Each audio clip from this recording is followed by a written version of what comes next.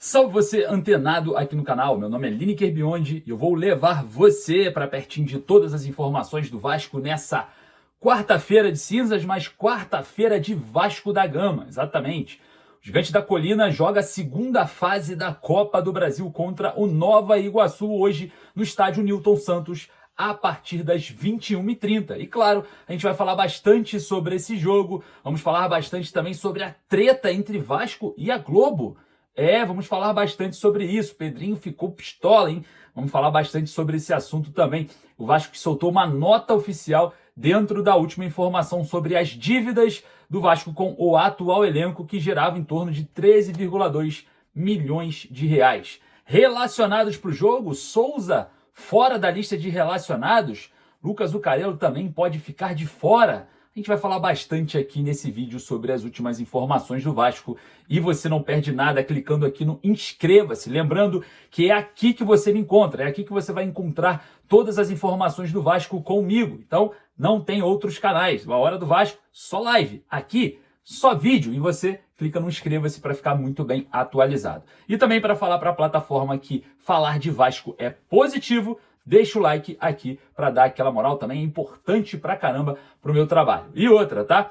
A gente não pode esquecer, besutesportes.com.br, o link, primeiro comentário fixado, é lá que você compra as camisas do Vasco num preço muito bacana. Lembrando que lá na Besutte Esportes, se você comprar duas, você leva 3. Promoção somente para vocês vascaínos que clicarem ali no primeiro comentário fixado, link da besutesportes.com.br. Sem mais delongas, solta a vinheta, bora pro vídeo. Enquanto a vinheta tá rolando, você se inscreve aqui e deixa aqui o seu like.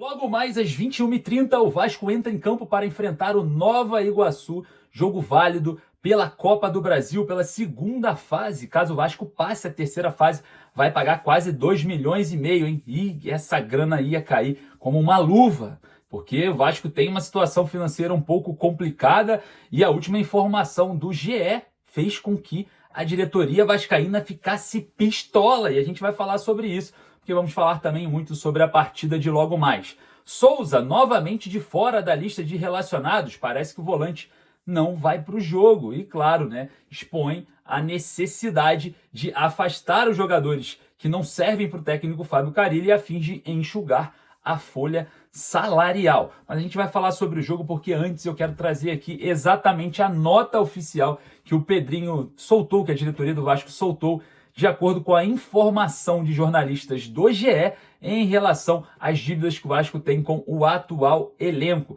Lembrando, né, que o GE trouxe ali uma relação de dívidas de direito de imagem e também ali de luvas, né, que é o ato da assinatura contratual, e o valor seria de 13,12 milhões de reais com o atual elenco, tá? Mais de 1 milhão de dívida com o Jardim, com o Jean Davi, entre outros. A gente já trouxe aqui essa informação traga pelo GE. E o Vasco não gostou, tá? O Pedrinho não gostou e respondeu em nota oficial o seguinte: a Vasco SAF esclarece que a reportagem de Rafael Zarco e Tátébaro Schmidt, publicada no dia 4 de março, contém informações desatualizadas que não refletem a realidade. Todos os salários e direitos de imagens dos atletas do atual elenco estão rigorosamente em dia desde o início da nova gestão. Além disso, o trabalho de reestruturação das dívidas deixadas pela 777 segue em andamento. A matéria menciona valores que supostamente seriam devidos a jogadores, o que distorce os fatos e prejudica a reputação do clube. Esses dados foram extraídos de um documento de outubro de 2024, referente a um processo de mediação que incluía valores vencidos e a vencer, ou seja, que não constitui a dívida naquele momento. Bom, vamos lá, continuando aí o Vasco. Reiteramos que reportagens baseadas em informações desatualizadas induzem os torcedores ao erro e afetam a credibilidade do Vasco e da gestão atual, que tem se empenhado em resgatar a imagem e a transparência do clube.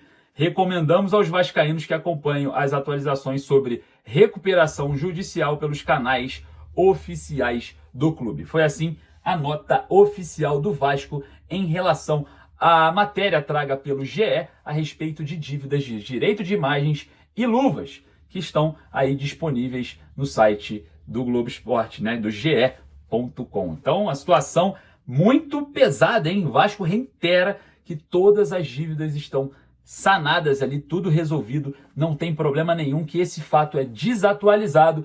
E se você quer saber sobre RJ, né, recuperação judicial, os canais oficiais do clube irão fazer ali o papel de divulgar diariamente as atualizações. Assim esperamos, né, até porque é um movimento muito delicado e o Vasco tem que se pronunciar. Pronunciar, a gente sabe que a diretoria do Vasco, ela vem dessa parte jurídica sendo muito ativa, na parte desportiva deixando um pouco a desejar, né? O Vasco não briga contra a Ferres sobre N fatores que prejudicam o Vasco no Campeonato Carioca e a gente aguarda, né, uma briga um pouco mais incisiva dentro do Vasco da Gama. Bom, vamos falar sobre o jogo contra o Nova Iguaçu. Arbitragem definida. Anderson Daronco será o responsável pelo apito. É isso mesmo, tá?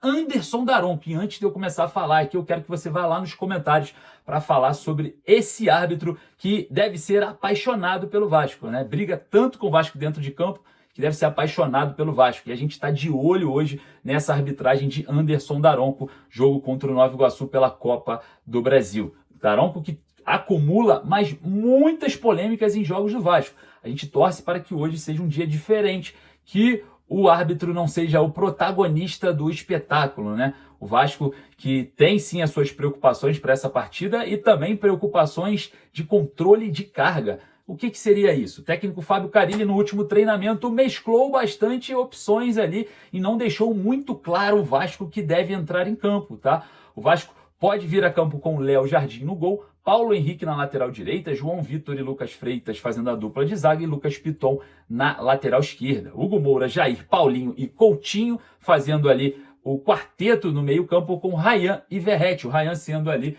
um atacante mais pela direita e o Felipe Coutinho caindo um pouco mais pela esquerda. Porém, no meio do treino, naquela movimentação e experimentos, o técnico Fábio Carilli testou no Moreira também jogando pela esquerda ali de ataque do Vasco, testou também o Lloyd Augusto no lugar do Ryan, enfim, existem movimentações que podem ser feitas para essa partida.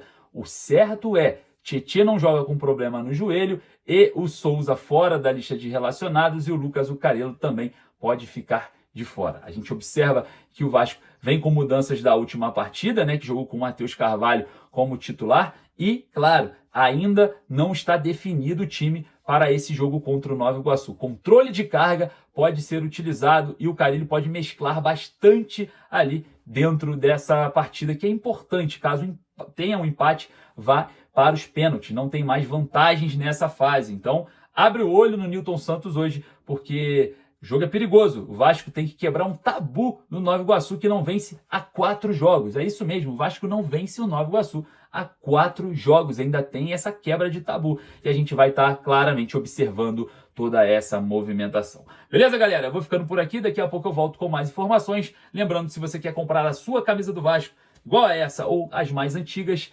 compre 2 e leve 3. O link para você ir lá na Bezutti Esporte, preste atenção, tá lá no meu Instagram, nos stories. Fechou? Corre lá, não perca e vamos fazer aqui toda essa movimentação, deixando o like aqui embaixo para dizer para a plataforma que falar de Vasco é positivo. A gente se encontra daqui a pouquinho com muito mais informações. Forte abraço, saudações vascaínas.